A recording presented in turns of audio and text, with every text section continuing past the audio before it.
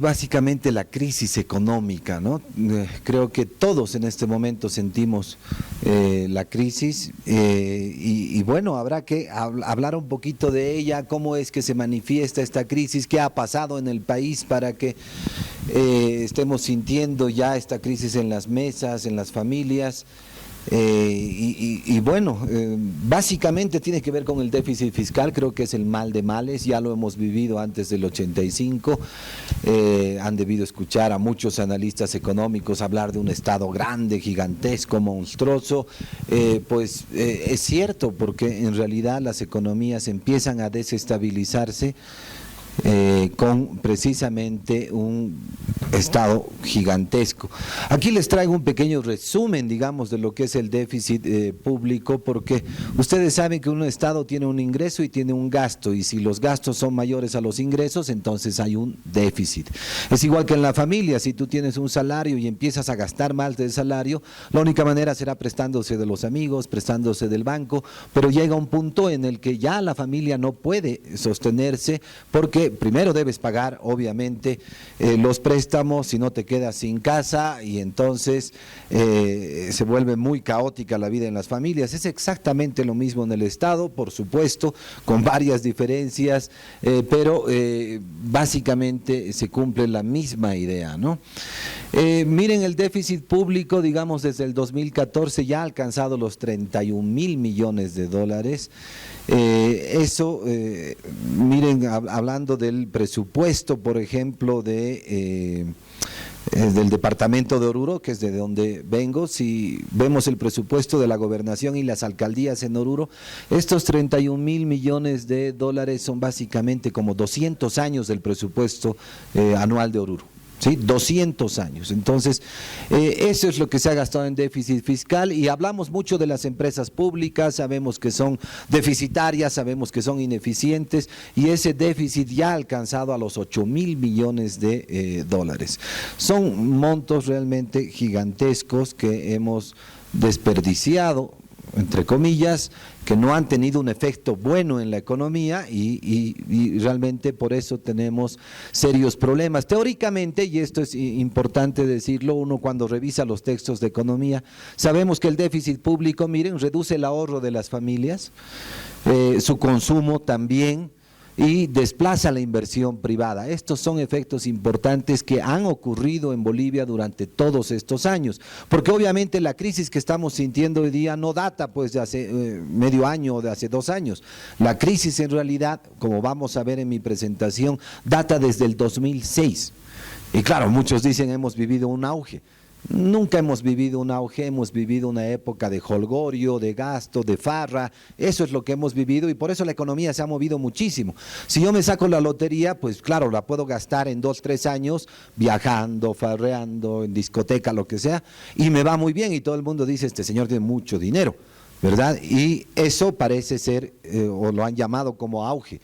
Pero en realidad la otra opción es que esta persona que se ha sacado la lotería, que se haya sacado $1 millón y en 3 años tiene 2, 3 millones de dólares. Eso es auge. Cuando este señor ha reproducido ese valor, ese dinero, ha crecido. Eso es realmente un auge, y eso es lo que Bolivia nunca ha vivido desde el 2006. Abajo hay algo un poquito más teórico también, que miren, afecta la cuenta corriente. Esto tiene que ver con los gastos, ingresos de todo el país, ya no solamente del gobierno, la balanza comercial, las importaciones, las exportaciones, cómo digamos en el tiempo se han comportado, y en general esto provoca un empobrecimiento de las familias. Vamos a verlo muy rápidamente con algunas gráficas. Esto es solo para explicar lo que ya estaba dicho hace un rato, ¿no? En estas gráficas, miren, hay el déficit global de las empresas públicas, en el acumulado 8.000 millones, y el déficit de todo el gobierno 31.000 millones de dólares. Pasamos nomás eso, voy a pasar algunas cosas así muy rápida porque me quiero concentrar en otra cosa. Esto como un dato para que nos asustemos y para que entendamos el nivel de despilfarro y de mala priorización de las inversiones en Bolivia. Siempre manejo este gráfico porque es muy interesante. Miren, nosotros podemos comparar lo que se ha gastado en las empresas públicas con educación y con salud. El gasto corriente, ¿no? Todo lo que utilizas para sueldos y salarios, para mantenimiento de las escuelas, de los hospitales, medicamentos, todo esto entra en el gasto corriente y vemos que el comportamiento ha sido muy interesante porque miren, entre el 2005 y el 2022, salud ha tenido un crecimiento del 900%, el presupuesto, el gasto corriente, se ha multiplicado por 9, ha sido realmente importante. Educación, 387%, también es una cifra interesante de crecimiento en todos estos años, pero miren las empresas públicas. El crecimiento del gasto corriente de las empresas públicas ha sido de 6.544%. ¿No? O sea, ¿a qué hemos destinado la plata? A las empresas públicas, a salud y educación, sí, también, pero muy por debajo de las empresas públicas. Entonces, miren, podemos comparar lo que está en verde, que es el gasto corriente de las empresas públicas, 62.000 millones de bolivianos, pero para salud, 25.000, para educación 25.000. Sumados educación y salud no alcanzan a lo que gastamos en las empresas públicas. Gastamos 12.000 millones de bolivianos más en empresas públicas, pero la comparación es desastrosa, porque en salud tenemos que mantener a 5.000 establecimientos educativos, 27.000 médicos, 30.000 enfermeras. En educación tenemos que mantener 15.000 establecimientos educativos en el país, 180.000 ítems de maestros.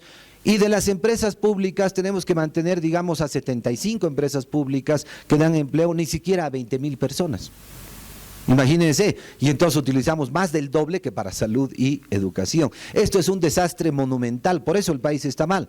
Porque no sabemos priorizar las inversiones. Preferimos darle la plata a las empresas públicas que no sirven, que están a pérdida, que han perdido 8.000 millones de dólares durante todos estos años, pero no nos interesa salud y educación. Y para que vean lo actualizado, porque estaba hablando del 2022, miren los gastos ahí en rojito, en la esquina, los gastos consolidados de las empresas públicas en el presupuesto 2024, esto no es el ejecutado, es solo el presupuestado, pero miren, habría subido de 62.000 millones a 75.000 millones. 13.000 millones de bolivianos más, y obviamente sus ingresos son más bajos. Pasamos, por favor. Eso era como para que se asusten. Bueno, hemos tenido una época del llamado auge donde hemos tenido ingresos, se nos han acabado, se ha acabado el gas ha ido disminuyendo al 17% de su producción durante los últimos 5 años, encima los precios han bajado, entonces nos hemos ido quedando sin plata. El IDH, que era el principal recurso, ha crecido 2/3. Entonces, miren, ha sido realmente un cambio muy importante, desastroso para Bolivia, y ¿cómo lo hemos compensado? Con deuda. ¿No? Y por eso pongo este gráfico de deuda, donde vemos realmente que es una calamidad, porque por supuesto no podemos vivir toda la vida prestándonos plata. Pasamos eso, por favor. Las reservas internacionales, solo como mención, todo el mundo conoce también, teníamos 15.000, un poco más de 15.000 millones de dólares en reservas, allá por el 2014, y hemos ido bajando constantemente, una caída libre de las reservas.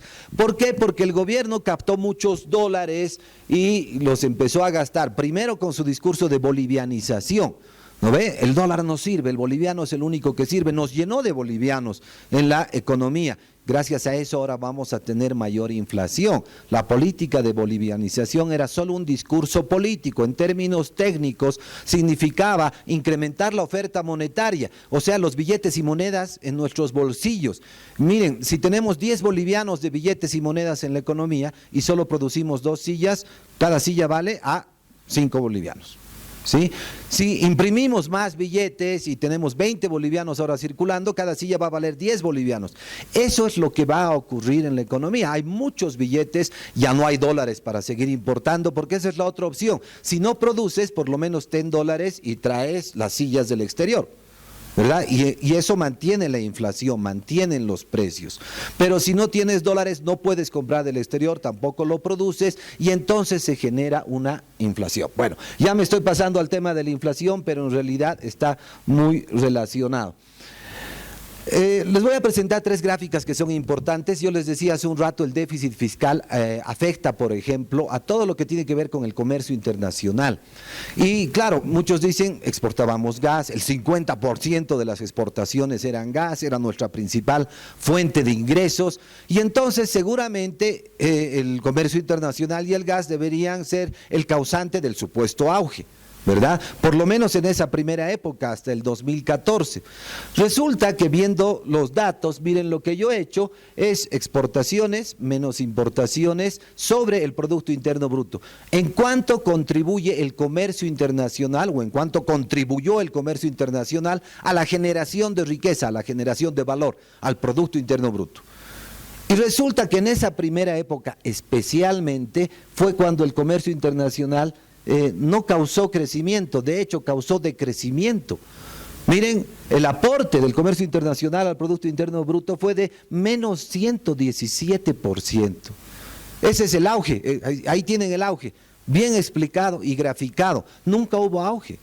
El gas no sirvió para crecer, el gas sirvió para que gastemos, para que despilfarremos nuestro dinero. Y en esta segunda época, en realidad, claro, ya no tenemos mucho gas, los precios cayeron, solamente ha habido una afectación al crecimiento en menos 10,2%. Entonces, nunca el gas, y en general, esto se puede ampliar al extractivismo, nunca el extractivismo genera crecimiento económico. En un momento parece que sí, porque está todo inflado, pero después, en el largo plazo, en realidad, nunca, repito, nunca causa crecimiento. Por favor, un favorcito, ¿me pueden servir agüita? Les ruego, perdón. Miren, les decía también que afecta la inversión. Es muy importante que todos los bolivianos podamos invertir.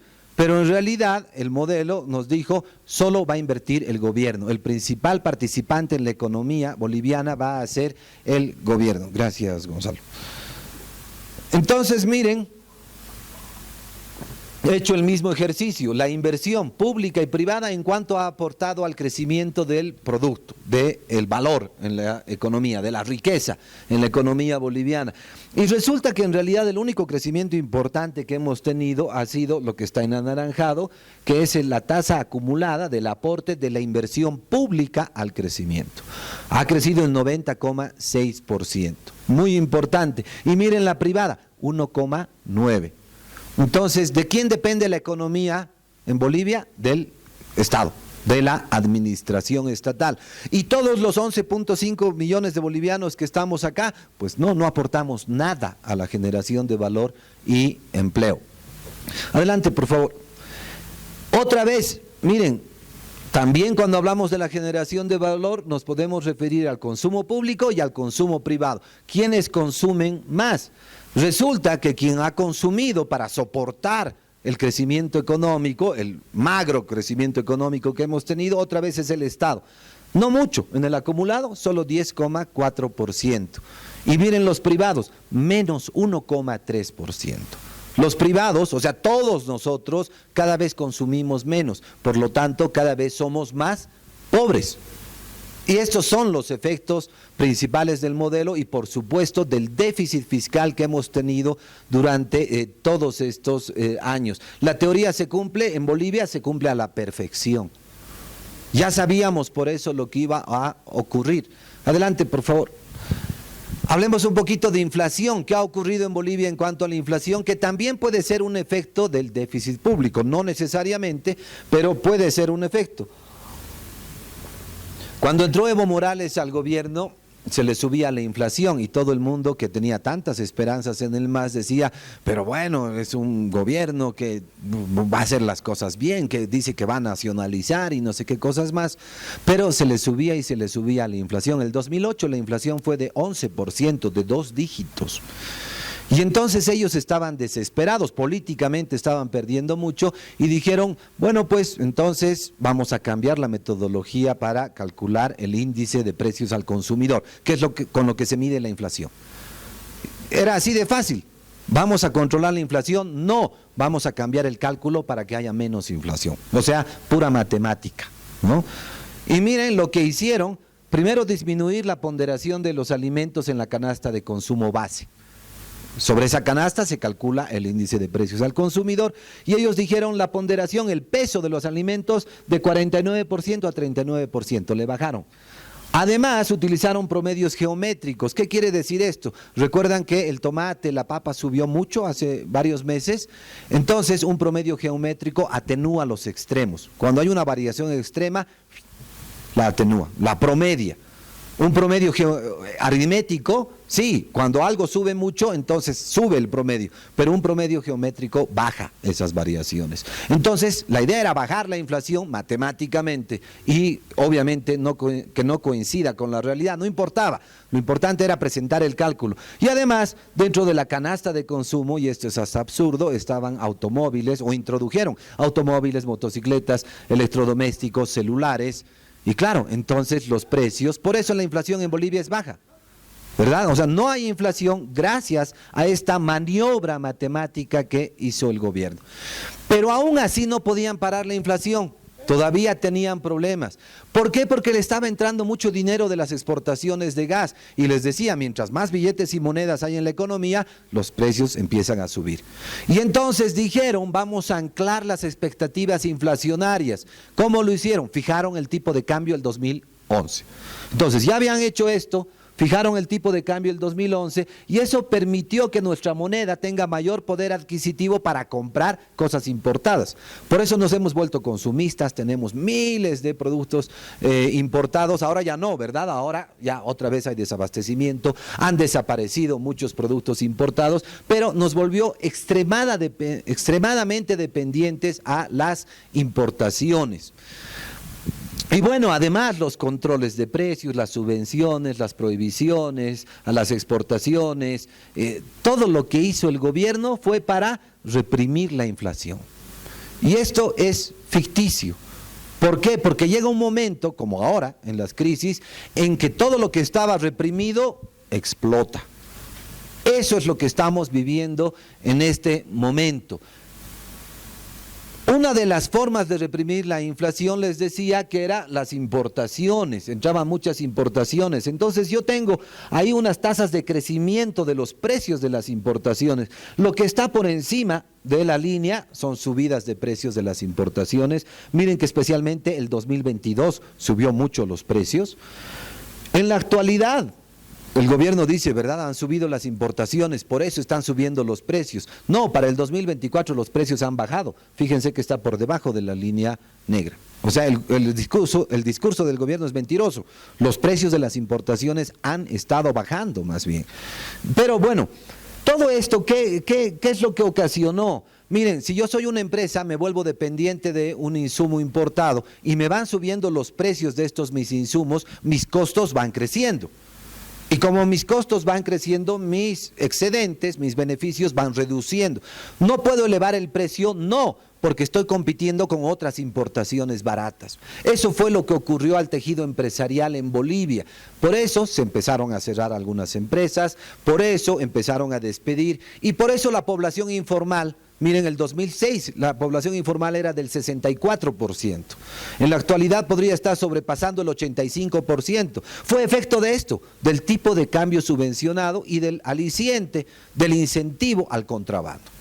¿No? Entonces, eso parecía bien, vivíamos felices, consumíamos mucho, pero estábamos matando la poca industria que teníamos. Y de hecho, no está la gráfica aquí, pero miren, las empresas unipersonales en el país, el 2010 eran cerca del 70%, en la actualidad sobrepasan el 80%, y las empresas unipersonales en Bolivia son básicamente consultores, ni siquiera son empresas, o muy pequeñas empresas. Las empresas SRL disminuyeron de 29 a 20%, o sea, han tenido una reducción importante. Las sociedades anónimas, que eran muy poquitas, de 2% a 1%, pero han reducido a la mitad. Por eso hay desempleo en Bolivia y por eso han reducido los ingresos de las personas. Nos hemos dedicado al contrabando o nos hemos dedicado al comercio en general y nos hemos ido empobreciendo sin darnos cuenta, porque este ha sido un proceso de varios años de empobrecimiento. Pasamos, por favor. Este cuadrito resume el empobrecimiento que hemos vivido durante todos estos años. Miren, Ahí están algunas cifras en dólares. El Producto Interno Bruto, la riqueza del país en millones de dólares, era de, digamos, 20.000 millones de dólares. Esto es discurso gubernamental, la primera fila, ¿no? Y entonces nos dicen, hemos duplicado el PIB, más que duplicado, 44.800, cierto. El aumento ha sido de 126%. Pero a los economistas nos gusta calcular la cifra en términos reales.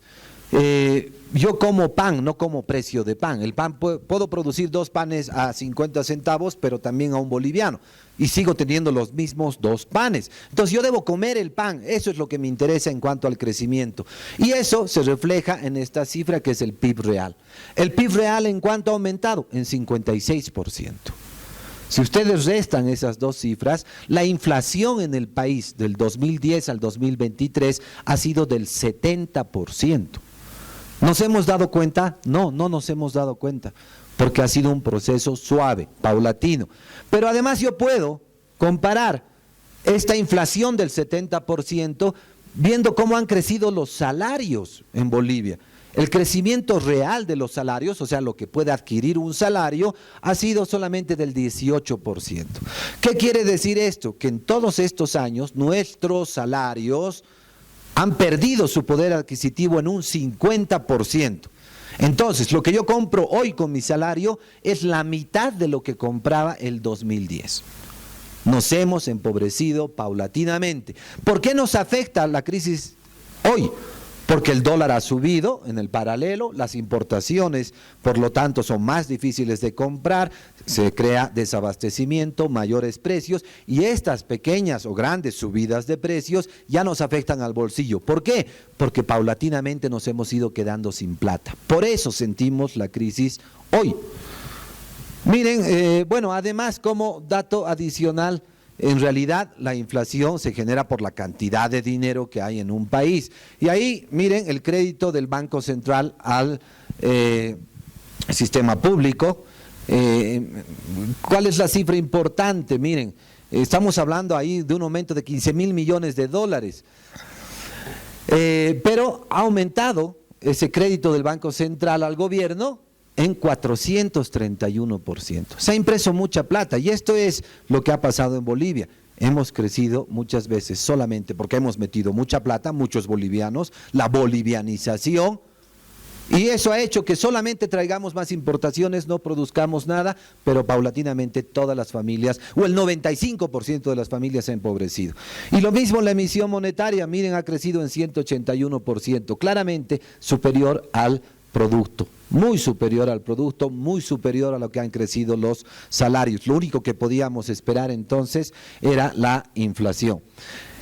Miren, en general, ¿qué ha pasado? Hemos producido cada vez menos, las exportaciones también están decreciendo, las importaciones han crecido durante estos últimos años y ese es el gran problema de Bolivia, la producción. Porque también generamos inflación cuando no producimos. La cantidad de dinero tiene que ir a la par de la producción, como con las sillas, ¿verdad? Si yo tengo, en vez de 10 bolivianos en billetes y monedas, 20 bolivianos, para que no suba el precio de las 2 sillas, mejor produzco 2 sillas más y el precio se mantiene en 5 bolivianos, ¿verdad? Entonces, ese es el problema estructural de Bolivia, no producimos nada, cada vez producimos menos. No voy a desarrollar esto porque quiero desarrollar 2 propuestas y hablar un poquito de otra cosa, si me permite Gonzalo pasarme unos minutitos, pero miren, lo que sí quiero decirles que el déficit fiscal unido a la inflación en este momento es un problema difícil de resolver, ya es una cirugía peligrosa, en la que hay que ver muchos factores para tratar de solucionar la crisis. Muchos dicen, sí, reduzca el Estado, reduzca el déficit fiscal. En este momento creo yo que no es suficiente. ¿Sí? Debemos tener un paquete de medidas para poder resolver la crisis y especialmente resolver la crisis más importante, la crisis de producción, la crisis de oferta que tenemos los bolivianos. Y aquí introduzco muy rápidamente 2 propuestas importantes. ¿Qué ha pasado en Bolivia así muy rapidito durante todos estos años? Lo que les ha explicado Juan Antonio Morales, pero yo lo voy a resumir de otra forma. En Bolivia siempre, en la época neoliberal incluida, hemos tenido un Estado no solo muy grande, a veces un poco más pequeño, a veces un poco más grande, pero siempre hemos tenido un Estado muy fuerte. Y este Estado, esta administración estatal ha hecho dos cosas importantes. Nos ha confiscado la riqueza, se han apropiado de los recursos naturales que se supone que pertenecen a todos los bolivianos. Y hace rato, esta mañana decían lo que es de todos es de nadie. En realidad nunca ha pasado eso en Bolivia. Lo que es de todos era del gobierno, nunca ha sido de nosotros. Siempre ha sido de la administración estatal, porque muchos de los políticos que han administrado el país se han apropiado de la riqueza de los bolivianos, de los factores económicos, de la naturaleza, de los recursos. Esa para mí es una hipótesis sumamente importante. Bolivia no progresa porque cíclicamente el Estado se ha apropiado de la riqueza. Y además esa riqueza la ha utilizado para invertir, por ejemplo, en empresas públicas, se ha apropiado del capital que teníamos y que podía servir para todos los bolivianos. Y entonces ha hecho crecer la burocracia, eso te limita la libertad económica porque para hacer cualquier cosa tienes que pensar en pedirle permiso al Estado, ¿verdad? Entonces hay una coacción exagerada del Estado hacia todos nosotros y por eso no podemos producir. Nos han quitado las armas para producir, nos han quitado la riqueza y nos tienen del cogote cuando queremos hacer algo. Por eso los liberales dicen necesitamos propiedad privada, necesitamos libertad económica. Si yo quiero hacer un trámite, impuestos, dolor de cabeza, la alcaldía, dolor de cabeza, la aduana, dolor de cabeza y además plata, coima, ¿verdad? Eso es lo que sucede. Entonces, lo primero que debemos hacer es facilitarle la vida a los que quieren producir. Y para eso, lamentablemente, el Estado sí tiene que reducir. ¿Por qué? Porque ahí están las uñas del Estado. Si estoy en la aduana, jefe, ya luz verde, pero unos pesos, ¿verdad? ¿Quieres que rápido sea el trámite? Unos pesos. Entonces, ¿cómo hacemos para que no ocurra esto y para que realmente se facilite la actividad económica? La propuesta es, concesionemos a la administración de los servicios estatales, de todos los servicios estatales a los privados. Van a seguir siempre siendo empresas públicas, pero de administración privada, ¿sí? Empresas privadas de derecho público, eso en términos legales. Entonces, en La Paz yo puedo crear derechos reales, por ejemplo.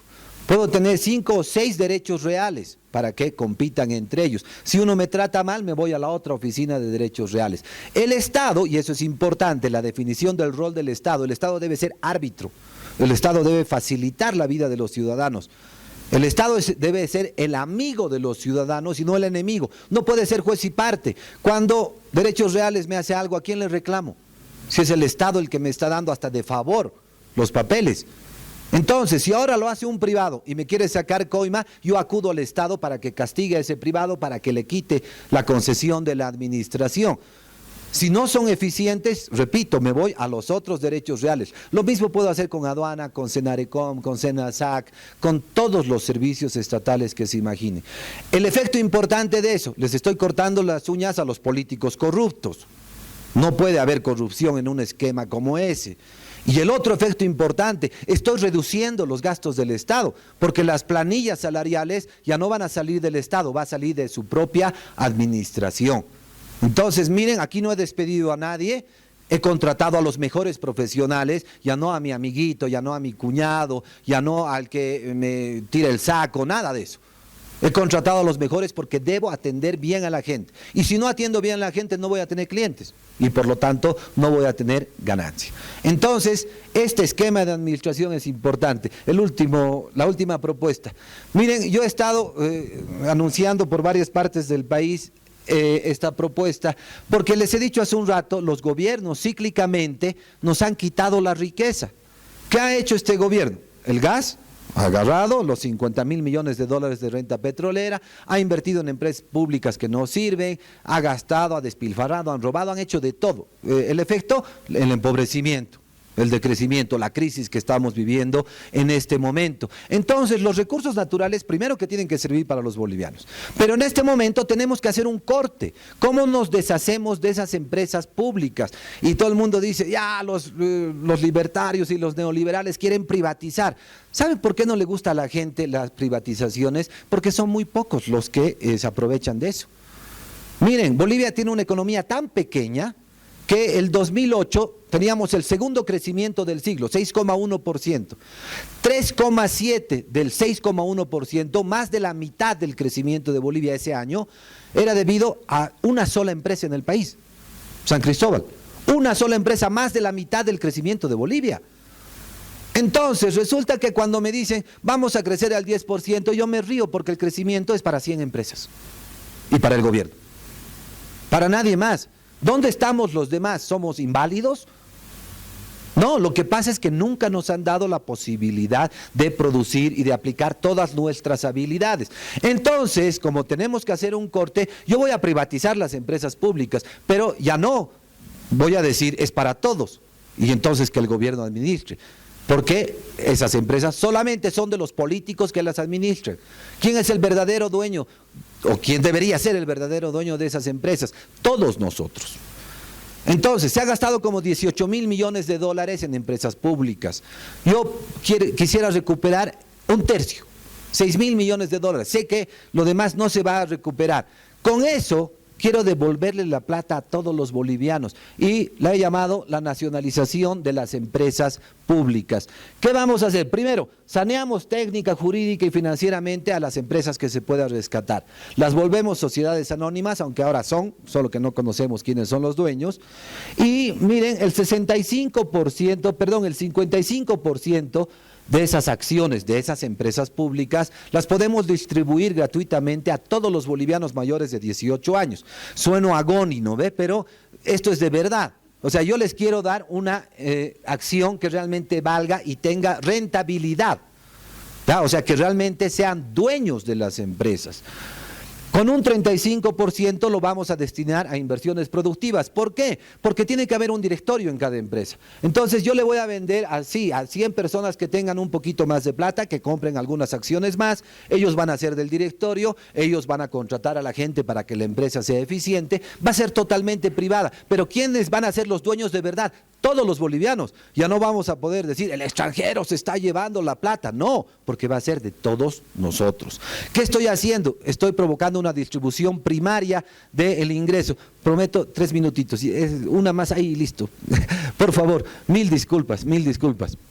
Entonces, miren, con eso vamos a devolver la riqueza a las personas y además vamos a formar un mercado de capitales. Le estamos devolviendo la posibilidad de que todos podamos invertir. ¿Cuál es el mayor problema de un boliviano? Para hacer empresa no tiene plata para invertir, no tiene ni casa. Un quinuero no tiene terreno. ¿Por qué? Porque el Estado la ha confiscado, no hay propiedad privada.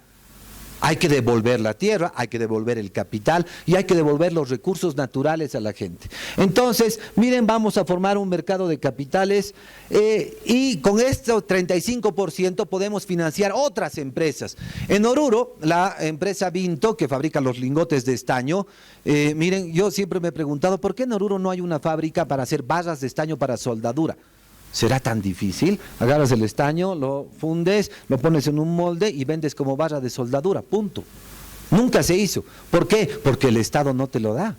El Estado te ha confiscado ese estaño para ellos, para que puedan exportar. Y encima, claro, ahora Vinto tiene una deuda de más de 100 millones de dólares, porque no saben administrar y se roban.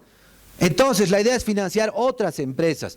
Con este programa, y esto, por favor, este financiamiento no es a través del Estado, es a través otra vez, de privados, que administren la plata que es de todos, para que sea eficiente. Y entonces, miren, se puede financiar aproximadamente 18.000 empresas nuevas con un monto de inversión de 100.000 dólares cada una.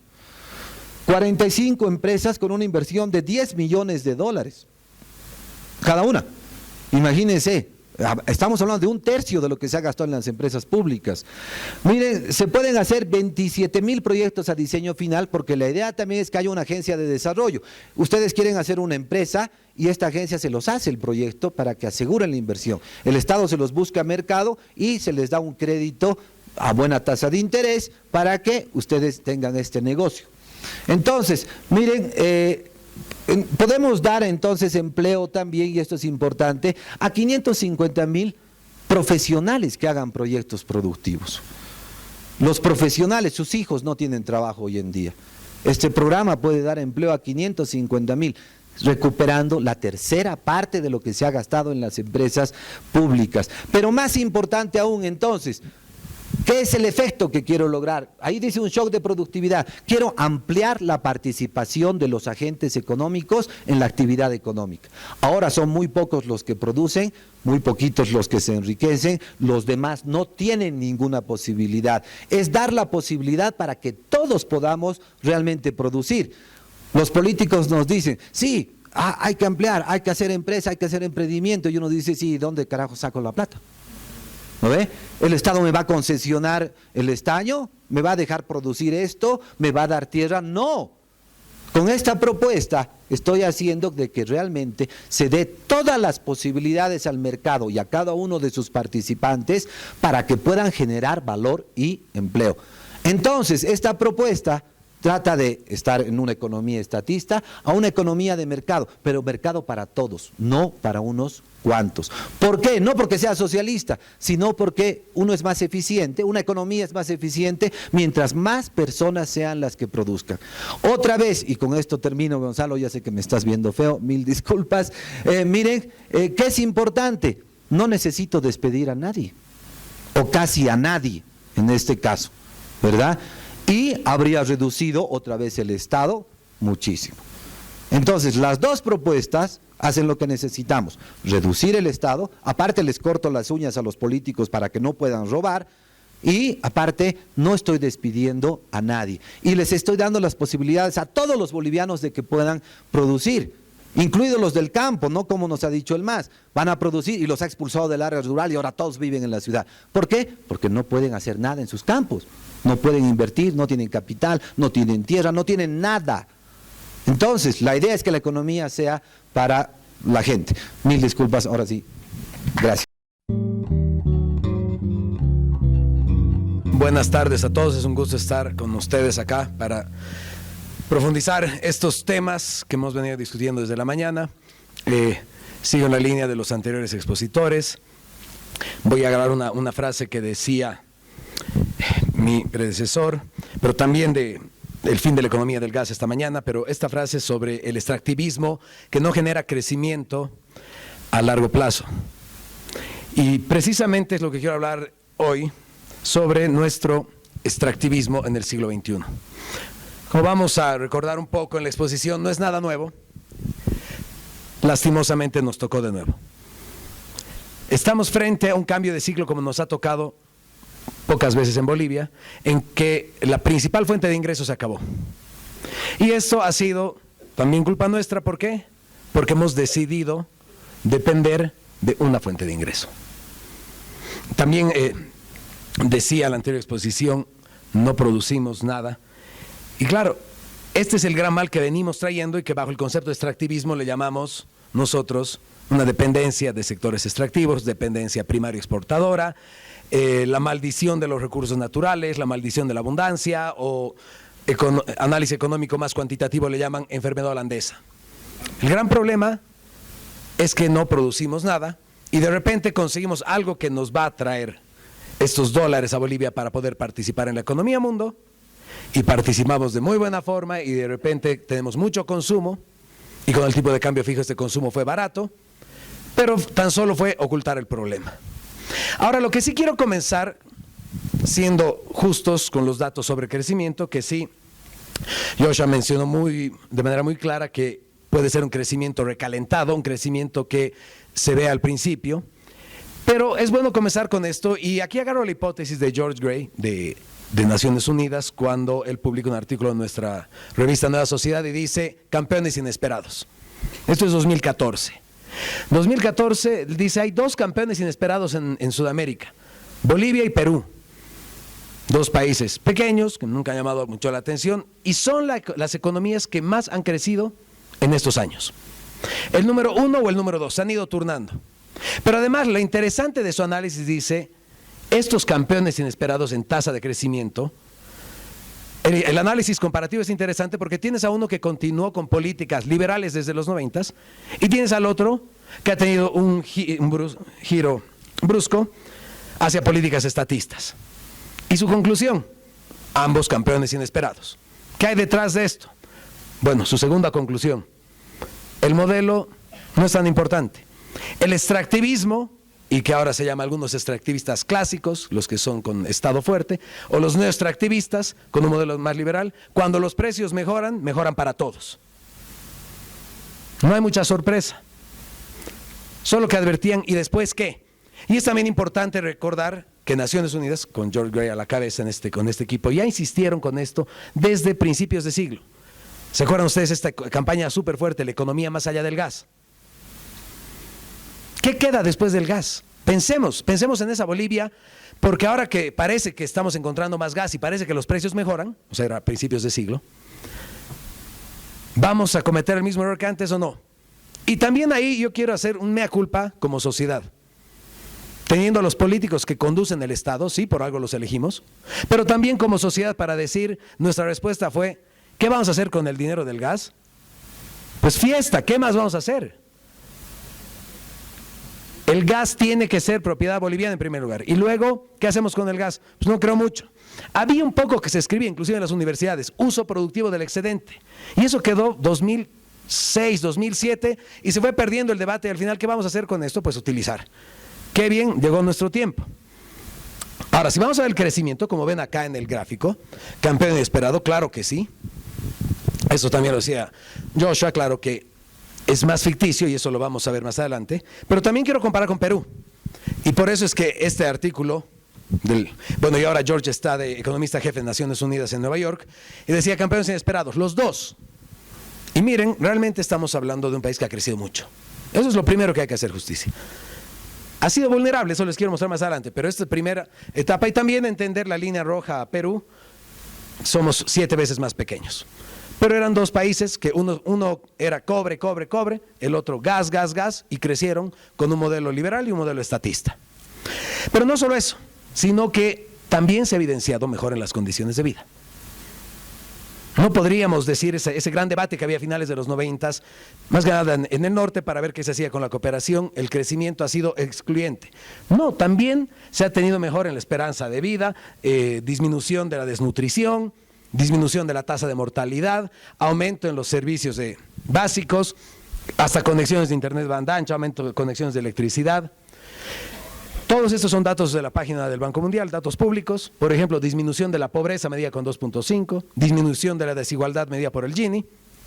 Entonces aquí en esta parte, y que bueno, este documento es de un paper mío que ha sido publicado en la Universidad Libre de Berlín, que lo pueden descargar gratis. En este punto la pregunta es, ok, y ahora, ¿por qué estamos hablando de este tema si parece que todo está bien? Now what's the catch, como dicen. El problema es esto, y por eso yo puedo hablar de extractivismo. El problema es que nuestro crecimiento ha estado muy ligado a lo que ha sido un producto, ni siquiera un sector, un producto, commodity dependiente de precios.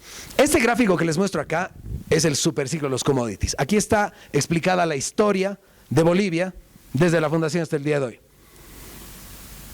Precios buenos, presidentes buenos. Precios malos, presidentes malos, dice una frase.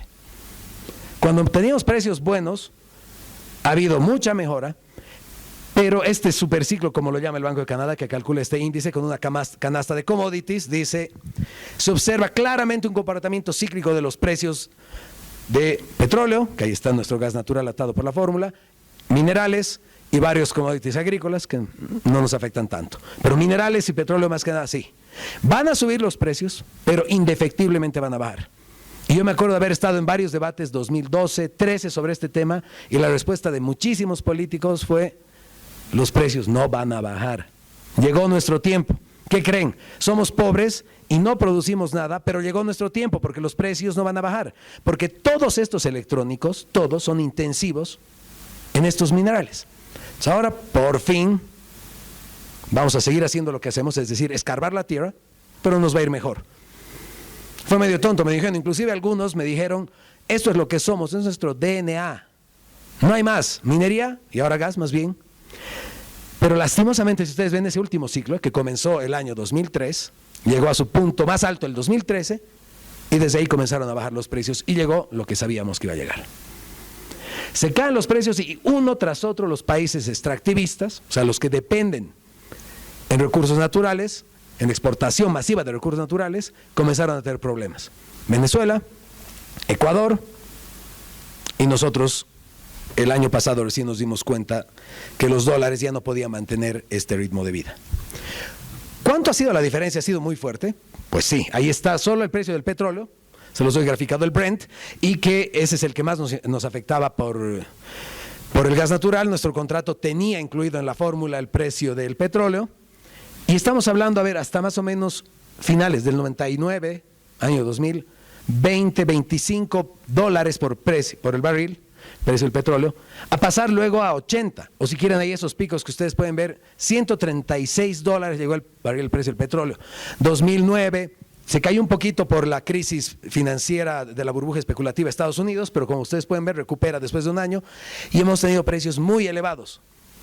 O sea, estos precios te explicaban, inclusive Venezuela teniendo petróleo o dólares para cooperar con todos los países que quieran. ¿Qué quieres, dólares o petróleo? Como lo dijeron también en el panel de la mañana, no puedes pensar un país sin energía.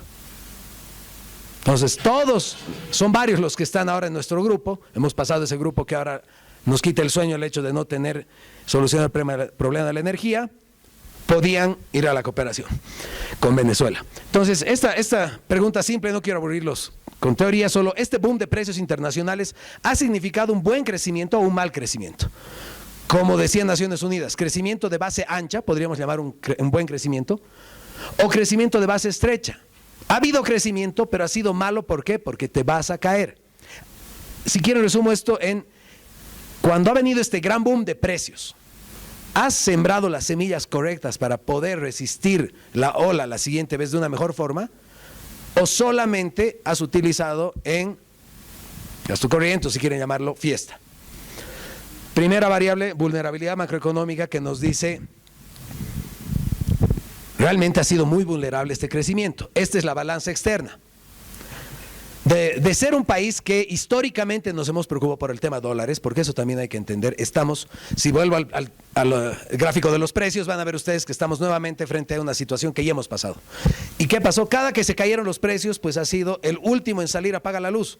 Se acabó el país, ya no hay forma de seguir manteniendo este ritmo de vida con las importaciones mínimas que necesitamos, porque no hay, por el otro lado, exportaciones para conseguir esos dólares. Siempre hemos tenido esta preocupación, pero esa gran montaña que ven, esa gran cima, ha sido este último superciclo de los commodities que nos ha nublado la realidad y que lo vemos muy fuerte en la calle, en el consumo, como llamaba Joshua. De repente, de un departamento en Bolivia que era 50,000, 60,000 dólares, a ver lo que ahora es 150,000 para arriba, o tener automóviles que dicen tan solo 200,000 dólares. Pero claro, hemos tenido un ingreso de dólares masivo, como pueden ver ahí, 15,000 millones, decía anterior exposición. Pero ¿dónde está el problema? El problema es que vino el bajón de precios, nos ha tardado en llegar 6 meses, más que otros, por nuestros contratos de gas con el rezago, pero vino la caída. Y desde ahí que somos, como ven ahí abajo, un país que tiene déficit, es decir, cada año perdemos dólares, estamos sacando más dólares de los que ingresan. Y esto viene acompañado del déficit fiscal, que también ha sido mostrado en la anterior exposición, no voy a profundizar, pero el tiempo es lo que me interesa, ver de lo que éramos un país que históricamente teníamos mucho conflicto con las cuentas estatales, mejoraban los precios, mejoraban nuestra balanza fiscal, pues ahí tengo los datos desde finales del, 86 para adelante. Miren, el déficit fiscal ha sido una preocupación nuestra. 2002 entra el gobierno Sánchez de Lozada y el FMI le dice 3 años seguidos déficit 6%, impuesto al ingreso. Viene febrero negro, octubre negro. Bueno, tienen que encontrar la forma de aumentar ingresos, sí, ok, pero país pobre, lidiando apenas con empleo, y tuvimos superávit. ¿Qué pasó? Lo mismo, la misma periodicidad, y viene la caída 2015, hasta el día de hoy, déficit. Es decir, el superciclo que mostraba, que elaboró por el Banco de Canadá y que decía esta canasta de commodities, podemos encontrar una correlación bastante aproximada con este gráfico. Hay una caída al medio, si no sería un gráfico perfecto, una caída por la crisis de Estados Unidos y que se caen los precios, vuelven a recuperar, pero comienza el 2003, el superciclo de los commodities, y termina el 2013. Aquí tengo para ambos balanza externa e interna. Ahora, si comparo con el Perú, me parece importante esta comparación, así como decía George Gray. lo que podemos ver es que viene la caída de precios y el Perú siente el efecto inmediatamente, sí, pero recupera. Esa es la gran pregunta, yo creo, que nos tenemos que plantear. Para no decir, ok, los que venden cobre, estaño, zinc, plata, aluminio, oro, petróleo, gas, todos van a sentir estas olas condenadas. O sea que agárrate cuando tengas ese dinero, porque va a venir las vacas flacas. Pues en el caso de Perú sí han tenido esto, pero por ejemplo a la derecha está la balanza externa, pero han tenido solo 2 años de déficit y luego han vuelto a tener superávit y siguen acumulando dólares, mientras que Bolivia, como ven en el mismo gráfico en azul, ya son 10 años que salen dólares del país. Entonces que no nos asombremos de que no tengamos stock hoy. El de la izquierda es la balanza interna y Perú si continúa con déficit, un déficit del 2%, más manejable que casi ya 7% en promedio, 10 años para nuestro país. A ver cómo ando de tiempo. Perdón. ¿Sí, no? Y entonces, ahora sí podemos entrar a esta parte que es a extractivismo o alternativas. Estamos aquí porque nuevamente nos hemos metido a depender de un solo producto y cuando nos dijeron hace 40 años los precios del estaño están bajando y eran malas noticias hasta que luego se desplomaron y el país entero se quedó sin ingreso y era la frase el último en salir apaga la luz. Pues luego hemos demorado en recuperar, en tratar de pararnos y vino el gas y el gas nuevamente nos duró el entendimiento y de repente comenzó a subir de precio. El año 99 estaba terminado el gasoducto a Brasil, o sea que ya teníamos 2 y además hemos comenzado a sentir este aumento de precios. O sea, más o menos esta reprimarización podría llamarle yo como una hada madrina tipo peli de Hollywood, peli de Disney, y que te dice, se aparece la hada madrina y te dice, hola, he venido a regalarte dinero. Esta mañana escuchaba un monto, 65,000 millones, otros dicen 55,000, en renta depende cómo lo calcules. Hola, he venido a regalarte un monto. Te dices, gracias. Pero te vas a portar bien, es el único que te voy a dar y desaparece. Entonces, ¿qué ha dicho? No sé, me ha dicho, comprate un Mercedes-Benz, listo. Viajes al Caribe, viajes a Cancún, hay dólares de sobra. Y no deberíamos pensar en este otro tema, y es lo que mencionaba Joshua, esta agenda olvidada, producción, desarrollo productivo. Entonces, esta parte de mi exposición para mí significa, ¿cuándo vamos a volver a ver dólares de manera normal en Bolivia? No voy a hablar de economía monetaria, de M1, M2, nada, es desarrollo productivo. Bueno, para tener dólares, alguien tiene que traer los dólares. Eso incluye a mí, a ti, a ti, a ti, a ti, a ti. ¿Quién va a traer los dólares? Cuando las exportaciones de gas eran 6,000 millones por año, era ok, no importa nada. Ya lo sé, la hada madrina ha habido. El gas va a traer los dólares. Además, el gas no es solo dólares, el gas es pacto fiscal. Hemos tenido 3 años de matanza para eso.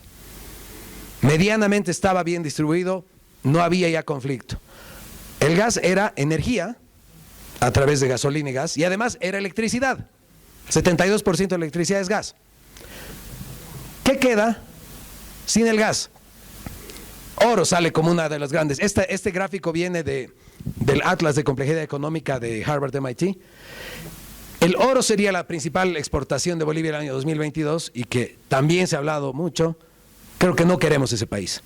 El gas, que llegó a ser 82% de government take y que eran dólares para el Banco Central y además se distribuía a los gobiernos subnacionales, versus un oro que deja 4.8% de regalías. Pero si no es oro o gas como está allá, ¿qué más? ¿Qué es Bolivia? Somos ese país minero, lo sabemos, extractivismo le llamamos a algunos. Ok, ¿qué es? Zinc, plata, plomo, estaño en bruto. Y lo que está en medio color ladrillo, ese es el estaño en lingote. También lo han mencionado en las anteriores exposiciones. ¿Por qué no tenemos, aunque sea más, fundiciones? El Pacto Andino lo hemos firmado el año 69 y todos los países andinos decíamos somos pobres, hay algunos menos pobres, pero nos vamos a dar la mano para salir adelante.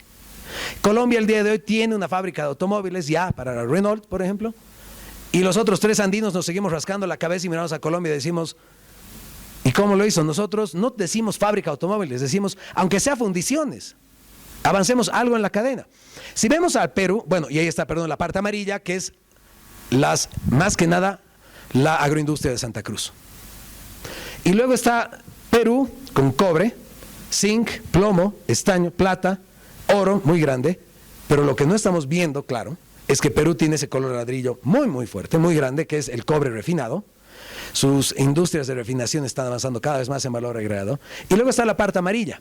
Entonces, cuando decimos por dónde puede ir este desarrollo productivo o quién va a traer dólares en una economía post-gas, también se puede pensar en el Perú y decir, ellos están exportando más de 1.000 millones en uva, otros 1.000 millones en arándano, más de 1.000 millones en café, y nosotros tenemos de los mejores cafés, con menos de 100 millones de exportación. La quinoa, Bolivia la ha puesto en el escenario internacional. El 2013 hemos peleado para que sea el año internacional de la quinoa. Actualmente Perú exporta más quinoa. Entonces, no les estoy diciendo, miren, este es el gráfico de Alemania. ¿Qué podríamos hacer para exportar 200.000 autos solo de una fábrica? Sino que pueden haber otras, pero realmente este es un diálogo nacional, algo que nos tenemos que poner de acuerdo. Porque esta es la Bolivia que se está acabando la verde, la economía del gas, y nos dice que esa es las otras tres Bolivias que quedan. La Bolivia minera, luego está la Bolivia roja, que es agricultura, y esa que casi no se ve sería manufactura. También les planteo a ustedes para que hagamos el mea culpa, ¿qué sería manufactura? O sea, estamos todavía pensando algunos en fábrica, pero sería excelente, ¿no? Que podamos volver a tener fábricas y con salario digno, con condiciones laborales. ¿Pero qué? ¿Qué producimos en este mundo año 2024? Ya no estamos pensando en que Bolivia tuvo textiles, tuvo joyería, tuvo plásticos. Porque estos productos son ineficientes frente a competencia de los propios hermanos andinos. No estoy diciendo que va a venir manufactura de la China, sino en la comunidad andina que tenemos arancel cero, no somos eficientes. Además de esta subida y bajada de precios, el siguiente paso para estar en esta crisis, que lo han mostrado muy bien esta mañana, es que se acabó el gas. Ya no se trata solo de efecto precio, se trata de cantidades. Se acabó el gas. Estos gráficos de The Economist que dicen, miren, este país llegó a tener tantos dólares, pero se están saliendo cada año, a razón de 1.200 millones en promedio. ¿Qué está pasando? Puede ser algo coyuntural. Ven el segundo gráfico y te dicen, no es coyuntural, se acabó el gas. El gas fue 51% de las exportaciones durante muchísimo tiempo. Entonces, de lo que esa línea roja, que era exportaciones de gas, te daba 6.000 millones, tenías la importación de hidrocarburos alrededor de 1.200, entonces era un buen negocio. Ahora ya no. La línea azul ha sobrepasado la línea roja, e incluso el aumento de precios último ya no son buenas noticias para Bolivia por la cantidad. O sea, ya no es solo efecto precio, sino que la cantidad está fallando. Entonces, no quiero quedarme cojo, no quiero decirles solo, hola, subí a dar las malas noticias, adiós Bolivia. ¿Por dónde podemos transitar? Nosotros como oficina le llamamos alternativas post-extractivismo y que hemos estado en esto hace mucho tiempo. Entonces, lo primero que quisiera recordar es que cuando decíamos desde la academia o sociedad civil, alternativa post-extractivismo, era mientras el gas y los minerales siguen trayendo dólares, siguen trayendo renta y dan empleo, hay muchas actividades que Bolivia se puede dedicar. Somos muy ricos y no lo aprovechamos, desde turismo que mencionaba Orlando en la mañana, castaña, café, pero ahora si me ponen contra la pared y me dicen el hueco del fin de la economía del gas es de 6.000 millones año, ¿quién va a llenar ese hueco para volver a ver dólares en la calle? Entonces si yo te digo, bueno, el café podemos subir de 100 a 200 millones, la castaña de 180, en 3 años con todos los esfuerzos subimos a 300, me van a decir, bueno, quédate el cambio para el chicle. Entonces se trata ya de algo en conjunto. Miren, son estas 4 Bolivias, y que la Bolivia de arriba es la que se está agotando. Entonces, obviamente, por eso yo le llamo una hada madrina que te dice, mira, va a venir ese gran influjo, pero ¿qué vas a hacer? Has sembrado, ha habido desarrollo productivo, ha habido producción, y la línea roja sería pues producción. Si podemos pensar antes, ¿qué era? Claro, a ver, la fábrica, textiles. Pero eso no es solo un fenómeno para Bolivia. El Asia tiene los textiles. ¿Cómo puedes competir con eso? Pero eso tiene que ser parte de un diálogo y que se ha llamado en tantas etapas de nuestra historia igual un plan de desarrollo productivo. Si quieren ver la magnitud, y hablando de productos por separado, esta es la magnitud del gas. Esa era la exportación del gas versus los demás. Entonces, si vemos el año 2012, 13, 14 más o menos, era Nada importa. Inclusive minerales, inclusive zinc, plata, y que hemos sido en ese mismo periodo, por aumento en precios, el número 1 en exportación de plata. Lo mencionaban, San Cristóbal. Zinc todavía somos al día de hoy el tercer exportador. Pero ahora ya vemos el año 2019, 20, 21, cuando el gas ya se está acabando, y entonces dices, ¿quién podría reemplazar ese gran influjo de dólares y que venía de esta exportación? Minerales. ¿Quién está como número 1? Oro. Pucha. Y si no es el oro, ya, le quito el oro más porque es, obviamente no quisiéramos estar depredando el Amazonas y tirando mercurio y sin control. ¿Qué sería si es que quitamos el oro más? Zinc es el otro, plata, cobre interesante porque sabemos que tenemos, pero casi no exportamos, no tenemos explotación. Zinc, plata, estaño, plomo. Tierras raras. Deberíamos saber dónde están, creo que hay un poco más de idea. Esa es parte del futuro, ¿no? Porque miren, aquí está el zinc, tenemos reservas, pero este nuevo gráfico es exportación de zinc. Y no, pues no participamos, o sea, todavía no estamos exportando, esa para mí es la conclusión. Estamos con planta piloto, estamos con nuevas licitaciones, pero todavía no participamos. Y entonces, ¿no? Para ver aquí, si le quito las extractivas, tengo que terminar con esto, si le quito las extractivas, ¿qué me queda? A ver, el año 2001, para hacer igual un mea culpa. El año 2001, ¿qué exportaba Bolivia si le quito todo lo que es hidrocarburos y minería? Bueno, quedaba torta de soya, 14% de exportaciones totales, más el aceite de soya, entre los dos eran 20%. Obvio, y decíamos orgullosamente, ha habido diversificación, ya no solamente dependemos de mineral. Sé que bajo preceptos bien ambientalistas es, no, pues no puede ser que nuestro futuro sea soya, monocultivo, carne y lácteos. Pero el 2001 era eso, estaño, joyas, castaña, madera, y ya con 1% muy abajo. Y ahora el año 2023, ¿cuáles son las principales exportaciones de Bolivia si le quitamos las extractivas? Torta y aceite de soya, eso es. Luego, estaño en lingote, grano de soya, carne, que antes no teníamos, y ahora sí, por todas estas negociaciones con China tenemos carne. Esta mañana escuché también que era, por favor, no, pues carne. Plata, castaña, semillas. Pero ahora les quisiera poner estos gráficos para entender el mundo. Nosotros estamos pensando qué vamos a producir, exportar versus esta economía global que tienes a jugadores gigantes. O sea, nosotros no producimos cereal para el desayuno en Bolivia, producimos muy poco, y los supermercados están abarrotados de cereal para el desayuno, o shampoo, jabón, desodorante, y son pocas empresas, o si quieren gaseosas. Nadie en este planeta va a producir gaseosa más que yo, o tal vez él, son dos. O el iPhone, que aquí lo he abierto, un iPhone, ¿y qué tiene? Tiene partes de Corea, Alemania, Japón.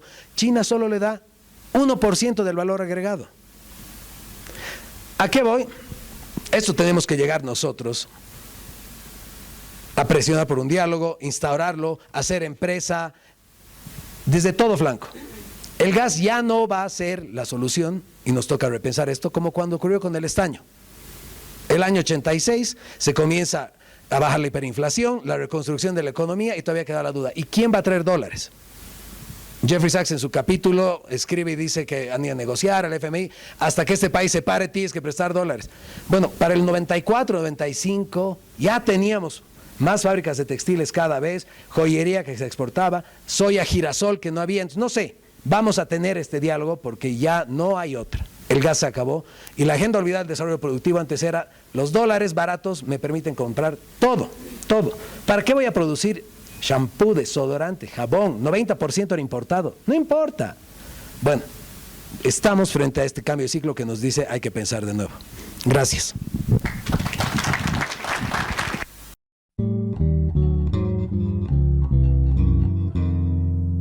Quiero agradecer a la Fundación Tierra por la invitación que me hicieron. Ya me presentó. Yo soy presidenta de la Confederación Nacional de la Micro y Pequeña Empresa de Bolivia, el cual ahora me voy a abocar y voy a hablar sobre el impacto de la crisis económica que ha tenido dentro del sector de la micro y pequeña empresa. Estoy segura de que muchos de ustedes, después de la pandemia, han hecho su pequeño emprendimiento. Tenemos en Bolivia casi un 90% que son micro y pequeños empresarios. Pero lamentablemente se ha visto en estos últimos años que el sector de la micro y pequeña empresa ha sido realmente la quinta rueda de este gobierno. ¿Por qué? Porque lamentablemente siempre se habla de mucha ayuda que se da a las grandes y medianas empresas, pero nunca se habla del sector de la micro y pequeña empresa. Y este sector es el que nosotros somos los que generamos empleo en Bolivia y somos los que pagamos el tema tributario. También nosotros somos las personas que ponemos el hombro a nuestro país. No voy a hablar de cifras, no voy a hablar, ya acá los economistas ya nos han dado a conocer realmente cómo hemos estado anteriormente, cuáles han sido las pérdidas, qué es lo que ya no tiene nuestro país para que se encuentre en esa coyuntura que estamos viviendo día a día. El sector de la micro y pequeña empresa tiene diferentes sectores. Tenemos a los hermanos carpinteros que están afiliados a nosotros, tenemos a los de metal mecánica, tenemos a los del sector cuero, tenemos a los gráficos, tenemos al sector alimento y sobre todo el sector textil. El sector textil que realmente vemos que día a día se va pagando. ¿Por qué? Porque lamentablemente en nuestro país no tenemos una fábrica de cierres, una fábrica de telas, de botones. Todo lo tenemos que traer de otros países. Y lamentablemente el gobierno no ha dado solución a todo lo que nosotros hemos estado pidiendo día tras día. Y eso ha hecho de que la falta de dólar, la falta de diésel, los insumos han ido subiendo en un 70% y en mucho en la tela ha llegado a un 100%. Ha hecho que nuestros costos nosotros tengamos que elevarlos. Pero si antes, con los costos que lo manteníamos, por decirles, una chompa costaba a unos 110 bolivianos, nosotros lo sacábamos al mercado, ahora con lo que los insumos han ido subiendo, tendríamos que subir a unos 180, 190. Si antes no teníamos personas que realmente podíamos vender, las personas que aprecien lo hecho en Bolivia, ¿ustedes creen que vamos a poder nosotros tener y competir con lo que traen de otros países? Realmente la ropa usada, la lucha contra el contrabando ha ido matando todo lo hecho en Bolivia. Y nadie dice nada de este sector que realmente ahora está pidiendo a gritos que el gobierno nos pueda dar una ayuda, ya que nosotros contamos con 640.800 microempresarios a nivel Bolivia. Si ponemos a estos 640.000 solamente a 2 empleados por cada unidad productiva, son números grandes de los cuales hablamos. Y lamentablemente la falta de dólar ha hecho que muchos de nosotros tengamos que paralizar nuestras unidades productivas. Se han cerrado muchas unidades productivas.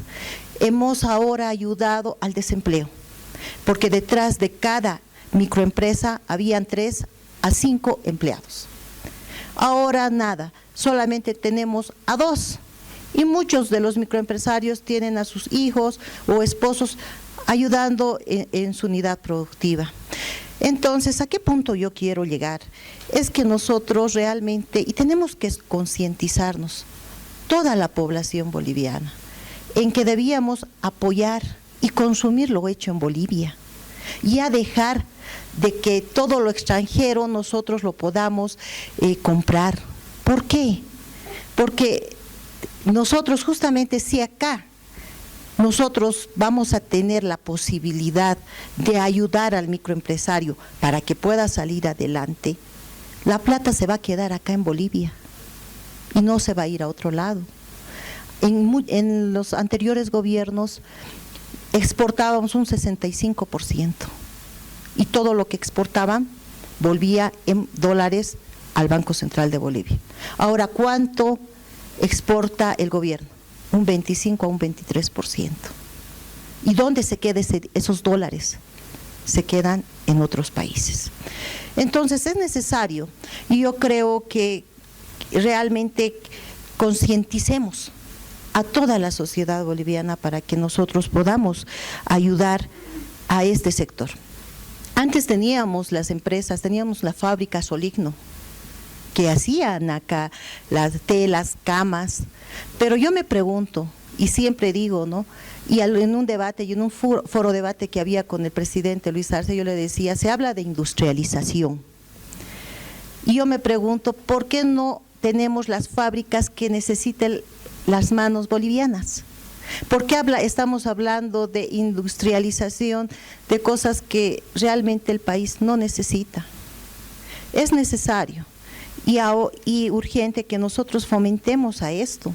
Justamente, y ahora yo les voy a mencionar, el 30 de septiembre, mi persona, junto con una diputada, nos hemos visto en la necesidad de presentar un proyecto de ley. Un proyecto de ley que estamos seguros que va a beneficiar a nivel nacional. ¿Por qué? Porque los microempresarios, por la falta de dólar, por la subida de los insumos y la paralización de sus microempresas, se han visto en la necesidad de ya no, o sea, solamente de trabajar para la canasta familiar. Y se han olvidado de pagar el tema impositivo y las deudas bancarias. Es lamentable lo que pasa en nuestro país, pero todo microempresario trabaja con el banco. Y si no trabaja con el banco, su pequeña empresa no crece. Entonces es por eso que nosotros hemos presentado la ley de condonación de la condonación de intereses ya reprogramados, ya refinanciados y devengados desde el COVID-19. Y estamos pidiendo un año de gracia a la banca. ¿Por qué? Porque la banca desde el COVID nunca ha perdido ni un peso. Lamentablemente toda la gente que ha tenido deudas bancarias las han engañado. La banca ha cometido lo que se dice anatocismo. Les han cobrado interés sobre interés. Les han hecho firmar documentos, les han hecho firmar contratos que a la larga ha hecho que sus deudas bancarias vayan subiendo más de lo que ellos han sacado. Entonces, ha habido gente que en la casa del productor venía llorando y me decía, señora presidenta, ¿cómo podemos solucionar este tema del banco? Necesitamos un respiro. ¿Por qué? Porque estamos viviendo una crisis que realmente no alcanza el dinero. Tenemos 100 bolivianos en el bolsillo y es como si tuviéramos 10 bolivianos. No podemos pagar, necesitamos una ayuda. Y muchos decían, si es que yo me muero o yo me mato, yo he sacado la deuda, mi deuda se queda ahí, el seguro de gravamen ¿me lo va a poder pagar? Y eso ha hecho de que nosotros podamos investigar y ver cómo ayudar a esta gente. Y cuando realmente la ASFI no se ha dignado a fiscalizar a los bancos, más bien ha ayudado a que todos los prestatarios vayan agonizando día a día. Entonces, ¿por qué les comento todo esto? Porque quiero que tomen en cuenta que el sector de la micro y pequeña empresa en este momento está en un estado muy crítico. Estamos viviendo un estado de emergencia, de que hay gente que realmente se ha quitado la vida por no poder pagar sus deudas bancarias, se ha quitado la vida porque no tiene cómo, hay pequeños empresarios que tienen 3.000, 4.000 bolivianos con lo que ellos se reactivan. Y con ese dinero que tienen que hacer crecer cada mes, es con eso con lo que alimentan a su familia. Nosotros hemos tenido muchas reuniones con diferentes autoridades, pero es lamentable lo que se ve en nuestro país, en nuestros gobernantes. Realmente el presidente y nuestros gobernantes están haciendo crecer más a las empresas grandes y quieren hacer desaparecer a las pequeñas empresas. No hay ayuda. Se habla mucho de dar préstamos para las grandes, préstamos para los pequeños no los hay. Entonces yo exhorto a todos ustedes que realmente concienticemos y podamos ayudar al sector de la micro y pequeña empresa para que este país salga adelante y demostrar a otros países que nosotros también podemos producir. Tal vez también tenemos que empezar a importar. Tenemos microempresarios que hacen café y hacen un café pues delicioso. Tenemos microempresarios que hacen cocoa, que están haciendo chocolates, pero lamentablemente los mismos bolivianos preferimos lo de otros países más que lo hecho en Bolivia. Igual se ha visto en cuestión de la ropa. Es preferible salir al Prado y comprarse una chompa de 50 bolivianos que tal vez ir a la Tumusla y comprarle a una persona que está vendiendo una mañanera que le va a costar en 120. Entonces, muchas veces nos vamos a las cosas importadas, pero que realmente no son, pues no están hechos como debía ser. Entonces, es por eso que quiero exhortar y bueno, agradecer la invitación de la Fundación Tierra que me haya dado a conocer y que conozcan todos ustedes el sector de la micro y pequeña empresa. Muchas gracias.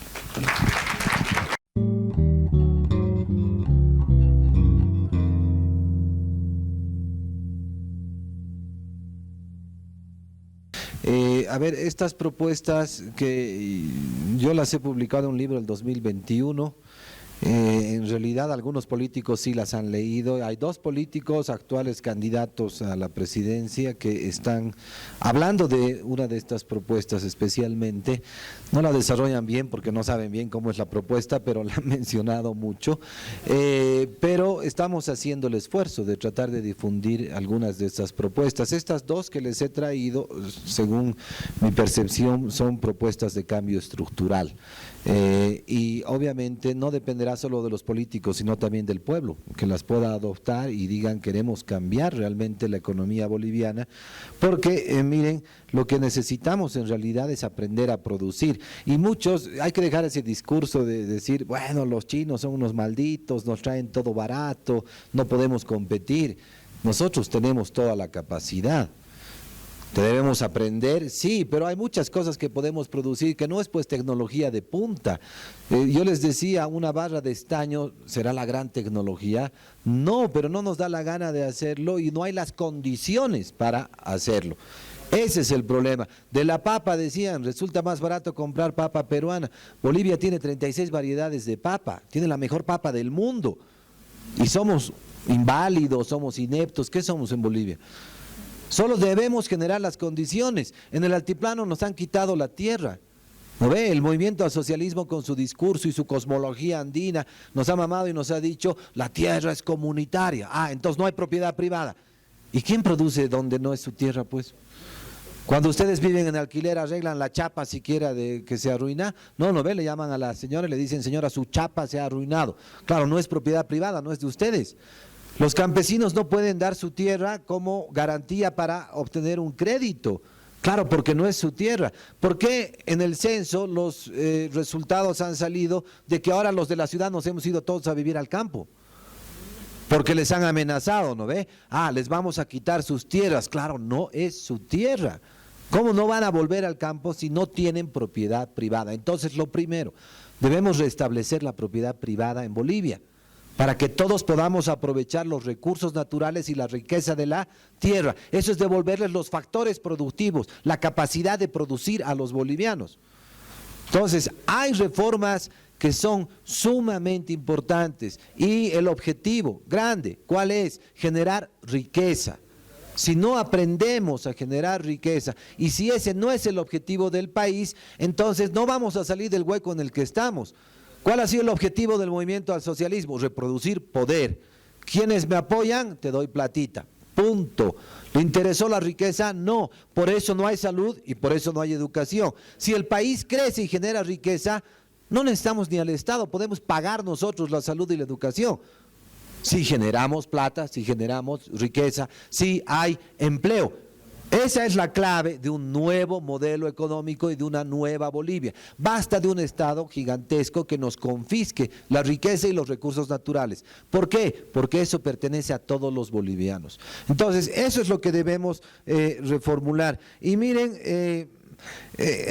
Hablando de la inflación, perdón, que preguntaba la señora, primero yo les decía que el 2024 no ha habido inflación importada, que los precios han bajado el 2024, de bienes de consumo, de insumos y bienes intermedios y de bienes de capital, todo ha bajado. Por eso les decía que el discurso del gobierno es un engaño. Pero sí, en otros años ha ido subiendo. Entonces, es un gran problema porque obviamente tenemos muchas capacidades para producir y si el modelo nos incentiva a que solo importemos, pues obvio se les va a hacer difícil la situación a todas las empresas, no solamente a las pequeñas empresas que ahora están sufriendo. Claro, los pequeños sufren más porque son más pobres, ¿verdad? Pero un grande también sufre y hay empresas grandes que están cerrando porque de todas maneras todas dependían de los insumos importados. Los productores de soya, 70% de sus insumos son importados. La PIL, que era una empresa totalmente nacional, se ha internacionalizado, algunos insumos los importa y ahora la leche ha subido un montón, ¿no ve? Y no hay mantequilla y tenemos problemas. ¿Por qué? Porque nos han vuelto extremadamente dependientes a las importaciones. Entonces, un liberal nos dirá, no importa lo que no producimos, lo traemos. Sí, pero hay que tener un límite. También Bolivia tiene que autoabastecerse en cierto porcentaje, ¿verdad? Como en el COVID, nos cierran las fronteras y si no producimos nada nos morimos de hambre. No podemos depender en todo de todos los países. Habrá que tener un equilibrio. Lo que definitivamente no vamos a producir como computadoras, no lo hagamos. Claro, el gobierno nos trae quipus, ¿no ven? Nos mama así y ya ven cómo funcionan las quipus.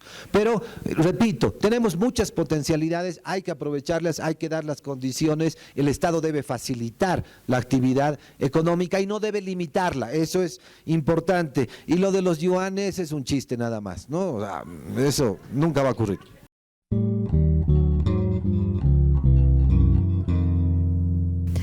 El estimado indicaba si es que el nivel iba a ser competitivo tal vez de una prenda, ¿no? a lo que es del exterior. Yo le digo que sí. Hace muchos años atrás no. ¿Por qué? Porque el microempresario era autodidacta. Ahora, hace 3 años nosotros estamos implementando que nuestros microempresarios mediante diferentes programas se capaciten y en diferentes países para que así ellos puedan venir acá a Bolivia y también capacitar a sus compañeros. Entonces, estamos avanzando poco a poco. Hay tanto en textil como también en madera. Tenemos, por ejemplo, les digo, hay llegan los escritorios, sillas de Brasil, que son de de cartón prensado, y todos prefieren comprar eso porque está a unos 900, 1000 bolivianos, pero de una buena madera, acá, que lo haga un carpintero les va a salir unos 2000 a 3000 bolivianos. Entonces, lamentablemente el boliviano siempre se va por lo más barato y lo más estético, porque a veces uno ve y, no, se ve muy elegante, muy bonito, pero ese mueble le va a durar 1 año. Y lo que lo va a hacer las manos bolivianas le va a durar por muchos años.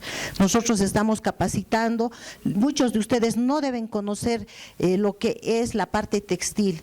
Hay muchos de los compañeros que están haciendo ponchos, sudaderas en alpaca.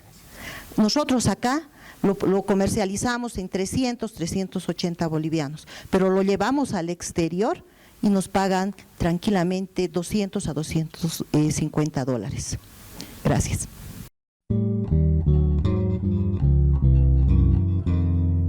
¿Por qué no producimos? Esa es la gran pregunta y que obviamente hay una primera explicación sería el tipo de cambio. Ese tipo de cambio fijo, subvaluado, ha favorecido el consumo, lo mencionaba Joshua.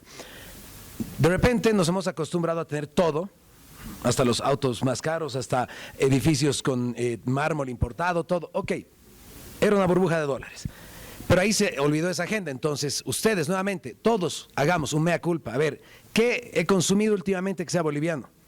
Chicle no vale, shampoo no vale, jabón. Les aseguro que han comprado importado. Porque ahorita, de esos 7 que les he mostrado que dominan el comercio mundial, 2 de ellos tienen fábrica en Bolivia. Aunque sea una fábrica en Cochabamba, ¿cierto? Y una fábrica reciente en Santa Cruz. Lo demás, deciden si van a producir en Perú, Colombia, Argentina, Brasil, Chile y a Bolivia le llega del resto. O sea, ni siquiera me pueden hablar de vamos a poner aranceles, porque somos miembros de la Comunidad Andina, tenemos tratado comercial con el Mercosur y ahora además somos miembros plenos del Mercosur. Tenemos arancel cero con el Mercosur. Ese chocolate marca suiza que ustedes están comprando hoy no es suizo. Está llegando como peruano, como chileno, tiene arancel cero. Los plásticos con Perú, medicamentos, con un montón de insumos importados para producir el medicamento. Entonces, ¿de qué hablaríamos cuando decimos producto boliviano? Y eso ha quedado pendiente, porque ya no fue un tema, porque nos hemos inundado de dólares y el tipo de cambio fijo subvaluado decía, no importa, no vamos a producir, importamos todo, ¿no? O sea, somos de esos países que no producen ni shampoo. La cerveza ya se ha acostumbrado a tener 70% de la producción nacional disputándose el mercado versus 30% de ese contrabando que ya no se puede parar, pero que incluso ahora estaban, como han dicho ustedes, están financiando fiestas. Entonces de repente, yo les estoy hablando de nacionalismo en el siglo XXI. Sí, en cuanto a lo productivo, sí, tenemos que volver a decir qué podemos producir, porque si no, obviamente, ¿quién va a dar empleo? ¿Qué es lo que sucedía sin hablar de tecnicismos de extractivismo? Es bien fácil, entra un montón de dólares y de repente todos nos dedicamos a los servicios. Bar, restaurante, discoteca, construcción, listo. Porque todo el mundo tiene dinero para consumir. Y yo estoy haciendo mucho dinero con mi restaurante, con mi discoteca, construyendo edificios. ¿Y qué va a pasar cuando se cierre la pila de dólares? Que eso es lo que ha pasado, les he mostrado la magnitud. O sea, aquí si ven este gráfico que quiero mostrar aquí sobre extractivismo, es... A cada país le hemos puesto el nombre del principal producto que exportan. Bolivia se llama gas natural, Perú se llama cobre. Entonces ven los colores más rojo, rosado son minería y lo que es negro es hidrocarburos. Aparte de Brasil, si sacamos a Brasil podemos entender que Sudamérica y África no somos tan diferentes. Somos, bueno, Joshua lo dijo, ¿acaso somos tontos para no producir? Exactamente, somos esos países que decimos voy a mirar la tierra, voy a escarbar y lo que encuentre lo vendo, porque ¿sabes qué? No sé ni siquiera hacer textiles. Y nos ha dejado bien claro que sabemos hacer textiles y teníamos, pero es que lastimosamente el mundo entero está sufriendo esto. Hay pocos países que producen. La Volkswagen por primera vez en su existencia ha anunciado que va a cerrar una fábrica en Alemania, de un plan que tiene de comenzar a hacer fábricas. ¿Quién está haciendo quebrar Volkswagen? Los chinos. 2024 va a ser recordado como el año que los automóviles chinos conquistaron el mundo. Y no van a parar hacia adelante. Entonces decimos, ¿cómo podemos nosotros competir? Ok, ese es el debate que yo les estoy planteando, porque lo más fácil es decir, miren este gráfico, eso ha sido. Yo soy minero, minería y gas que me traen a los dólares y compramos textiles, medicamentos, plásticos, ruedas, vidrios y todo lo demás. Pero si hay una conclusión aquí, y no voy a hablar de izquierda o de derecha, de socialistas o liberales, la conclusión histórica que les quiero presentar es... Así, no hay un ejemplo en el mundo de un país que haya reducido la pobreza, y no les voy a decir izquierda o derecha, sin fábricas. Esa es producción. Ahora, ¿cómo llegas a tener? Mencionas a Jun Chang, claro, él ha relevado información de los tigres asiáticos, cómo ha sido un estado súper fuerte para financiar a privados súper fuertes. Creo que igual para avanzar, que igual lo dijeron aquí adelante, esa para mí sería la idea. Antes que decir, ok, basta de pelear bolivianos, ya basta de querer matarnos unos contra los otros. El sector privado no va a ser el que reactive, va a ser el Estado, no el privado. Les cuento, no hay dicotomía. ¿Desde dónde sale que el Estado y el privado se odian? Y estamos viendo en el mundo que Estados Unidos y Europa están volviendo un modelo estatista porque ven a la China que está conquistando todo, pero la China es su modelo de tener un Estado fuerte para tener empresas privadas campeonas y que vayan a conquistar el mundo, mientras otros nos miramos y nos decimos, por favor, andate al otro lado de la línea porque te quiero odiar. Y ahí has cruzado, ahora sí nos matamos. Ya, tú no vas a producir, lo voy a producir yo. ¿Y cuál sería la diferencia? No la redistribución, la propiedad... Pero obvio, o sea, vemos esto y ¿dónde está la riqueza? Miren los países en celeste y en plomo. ¿Dónde está la riqueza? Fábricas. Y ya no solo fábricas, sino fábricas high-tech, son los que más dinero tienen. Ahí está la gran China, Japón antes, Corea del Sur. No, a ver, ¿dónde está la propiedad estatal, privada? ¿Dónde está la pobreza? Sí es que no hay producción. Extractivismo puro, gracias.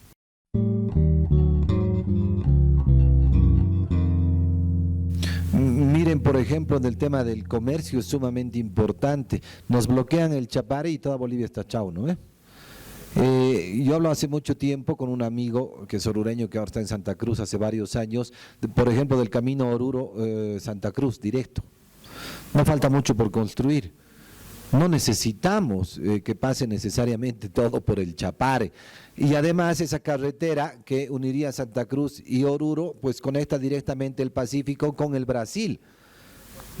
En Bolivia producimos, digamos, 2 millones de toneladas de soya. La parte de Rondônia en Brasil produce 200 millones, solo esa parte. Podemos sacar toda esa producción. Entonces, eso era solo para mencionarles que hay muchísimas propuestas que realmente pueden hacer que el país cambie bastante. El compañero decía que son las mismas propuestas del consenso de Washington. Yo he lanzado 2 propuestas que no tienen nada que ver con el consenso de Washington, que cambian estructuralmente la economía boliviana. Un amigo economista boliviano dice, tenemos que pasar de una economía de proletarios a propietarios. Esa es la propuesta de nacionalización de las empresas públicas que les he mostrado muy brevemente. Obviamente que podría desarrollar más esto, pero la idea, repito, cuando hablamos de esa base ancha que nos decía Daniel, pues no es un gobierno ancho como quieren hacer ahora, ¿no ve? Quieren seguir haciendo crecer el Estado para tener más empresas que no sirven. La idea es que todos podamos emprender, tengamos todas las posibilidades y, repito, se devuelva la riqueza y se devuelvan los factores económicos para que podamos producir. Tema hidrocarburos, con esto termino, perdón, me pasó el minuto. Yo he dicho ya en muchos medios, el gobierno ha permitido la importación directa de hidrocarburos para autoconsumo. No es suficiente. ¿Por qué solo para autoconsumo? Porque ellos no quieren soltar el negocio, de eso ganan plata. Así nomás es. Yo estoy hablando de ilegalidad, no estoy hablando de algo legal. Yo he propuesto que se abra totalmente la importación y comercialización de hidrocarburos. Y alguien dice, bueno, van a llegar muy caros. Sí, pero podemos convivir con un hidrocarburo subsidiado por el momento y con un hidrocarburo que traigan los privados. ¿Por qué es importante decirlo así? Miren, el 2023 el precio de la importación de la gasolina premium con un índice antidetonante, o sea, el octanaje de 90 a 95, el gobierno ha traído en 5 bolivianos el litro. ¿A cuánto nos vende acá? A 6 algo, ¿no? Pero el precio es 5 bolivianos. Si se le da una exención impositiva y de gravámenes aduaneros a un privado, este privado puede comprar a 4,3 bolivianos. Miren cómo baja el precio. Y este precio obviamente es inflado porque lo compra el gobierno. Y el gobierno compra hidrocarburos a los segundos intermediarios porque YPFB te paga la gasolina y el diésel, o les paga la gasolina y el diésel en 90 o 120 días. No es negocio para nadie eso. Y por eso el precio sube muchísimo. ¿Qué estoy diciendo? Que un privado podría traer la gasolina premium a 5 bolivianos puesto en Bolivia a la venta, con los datos actuales del INE. Y además, ¿qué es lo importante? Digamos que sea 5.50, no importa.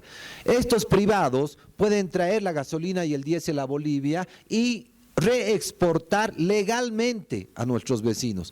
¿Por qué? Porque la gasolina en Brasil, Argentina, Chile, Paraguay es mucho más cara que en Bolivia, obviamente por el subsidio, pero además más cara porque tienen muchos impuestos cargados.